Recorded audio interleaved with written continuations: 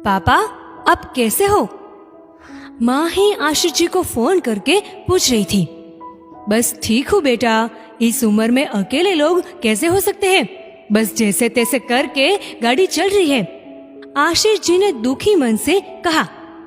क्या हुआ पापा, ऐसा क्यों कह रहे हो?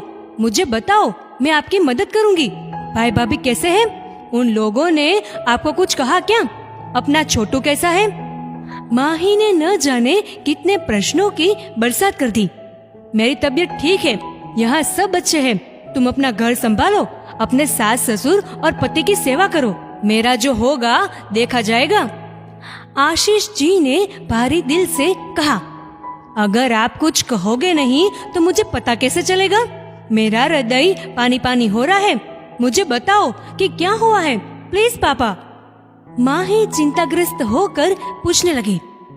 ये तेरी भाभी। इतना कहकर आशीष जी रुक गए। उसे तो पता चल रहा था कि आशीष जी को क्या हुआ है। माँ ही ने पूछा, क्या हुआ भाभी को? उन्होंने क्या किया? उससे क्या होगा, मुंह चढ़ाकर अपने रूम में बैठी है महारानी।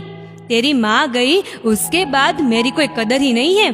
कल खाना अच्छा नहीं बना था तो मैंने उससे कहा, ये कैसा खाना बना है, क्या करती रहती हो दिन भर?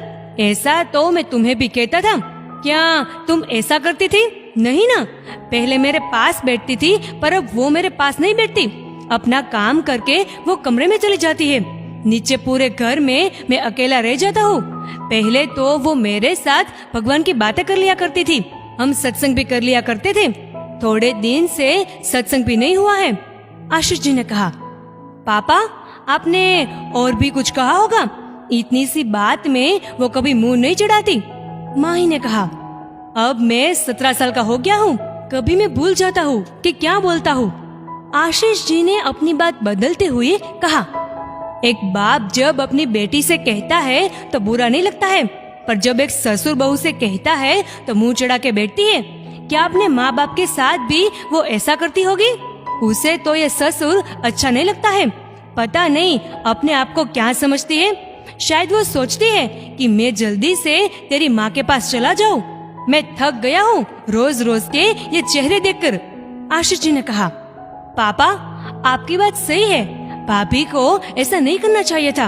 अगर आप चाहते हो कि वो आपको एक पापा की तरह प्यार करे तो आपको भी उसे बेटी मानना होगा। बहू के नजरिए से देखोगे तो वो आपको ससुर जी के नजरिए से देखेगी। अब आपको सोचना है कि आपको क्या करना है।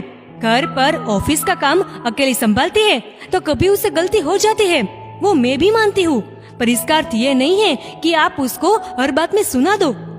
मैंने उस पर कोई पाबंदी नहीं लगाई है। जैसा चाहती है वैसा करती है, जो मर्जी खाती है, जो मर्जी पीती है, जैसे चाहे वैसे कपड़े पहनती है। सुबह 6 बजे तक सोती रहती है। तेरी माँ तो 5 बजे उठकर सब काम करने लगती थी। अगर जरा सी देरी हो जाए तो मेरी माँ उसे कितना डांटती थी। कभी भी उसका पल्लव सरकता नहीं था। पर तेरी भाभी तो सूट पहनने लगी है, आजकल तो प्लाजो कुर्ती लेकर आई है। आशीष जी माही को बता रहे थे कि उसने उसकी बहू को कितनी छूट दी है। पापा, मैं मानती हूँ कि आपने इस पर कोई पाबंदी नहीं लगाई है, आपने उससे सब छुट्टी दी होगी, पर क्या आपकी इजाजत बिना कुछ वो कर पाती है? अब तो आप उसकी प्लाजो कुर्ती के बारे में बात कर रहे हो। उसमें भी आपने कहा था कि दुपट्टा लगाए रखे। जब मैं घर पर थी तब नाइट ड्रेस में घूमती रहती थी, तब तो कोई आपत्ति नहीं जताई, और भाभी को दुपट्टा लगाने के लिए कहते हो। अगर मैं खाना खराब बनाती थी तो आप मुझे डांट दिया करते थे, फिर बाद में आप मुझे प्यार दुलार करते थे। मुझे आइसक्रीम पसंद है इसलिए मेरे लिए आइसक्रीम लेकर आते थे। आप भैया के सामने मेरे बारे में कहते थे कि आज खाना खराब बना है तो क्या हुआ, कल सीख जाएगी। पर भाभी की उम्र भी मेरी जितनी है, अब तो आप उनकी भैया के सामने बहुत बुराई करते हो। अगर मैं कोई काम करने के लिए मना किया करती थी तो आप काम खुद कर लिया करते थे।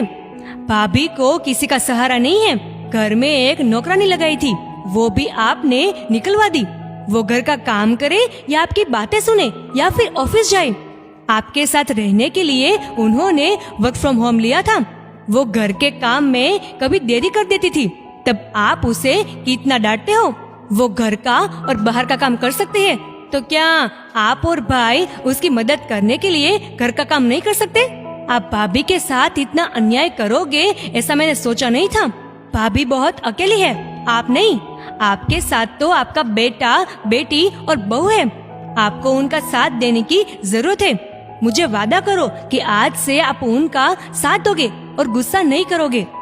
माही की बात सुनकर आशीष जी निरुत्तर हो गए।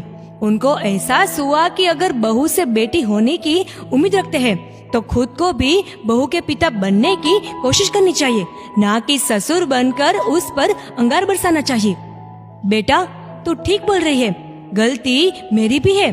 तू ससुराल जाकर समझदार हो गई है। यहाँ पर तो मेरे सामने कुछ भी बोल देती थी, वहाँ अपने सास ससुर की इज्जत करती है। ये देखकर मुझे अच्छा लग रहा है। तेरे ससुर भी तेरी कितनी तारीफ कर रहे थे। आशीष जी का गुस्सा छूमंतर हो गया था। वो बाजार गए और आइसक्रीम लेकर आए। घर आकर अपनी बहू को आवाज लगाई और कहा, बेटा नीचे आजा, देख मैं तेरे लिए आइसक्रीम लाया हूँ। चलो अब हम दोनों साथ में बैठकर खाते हैं। इतना सुनकर बहू जल्दी से नीचे आ गई और कहा, पापा जी मुझे कह दिया होता तो मैं ले आते आइसक्रीम। आशीष जी ने कहा, सोचा मैं ही लेकर आता हूँ। तुम्हें चॉकलेट फ्लेवर पसंद है ना, तो ये 5 कप तेरे लिए लाया हूँ। हर रोज 1 कप खाना, एक साथ मत खाना वरना सर्दी हो जाएगी। माही ने कहा, ठीक है पापा, थैंक यू, आपने मेरे बारे में इतना सोचा। आशीष जी ने कहा, सुनो कल जल्दी मत उठना, मैं तुम्हारी घर के काम में मदद करूँगा। ये तो पूरा दिन बैठे बैठे सोचकर पागल सा हो जाता हूँ। इससे अच्छा है तुम्हारी थोड़ी सी मदद हो जाएगी, फिर आराम से अपने ऑफिस का काम करती रहना। दोस्तों, यदि हम बहू से उम्मीद रखें कि वो बेटी बने, तो हमें भी उसके माँ बाप बनना चाहिए। अगर आप उसे बेटी की तरह प्यार करेंगे तो वो भी आपको उतना ही प्यार करेगी।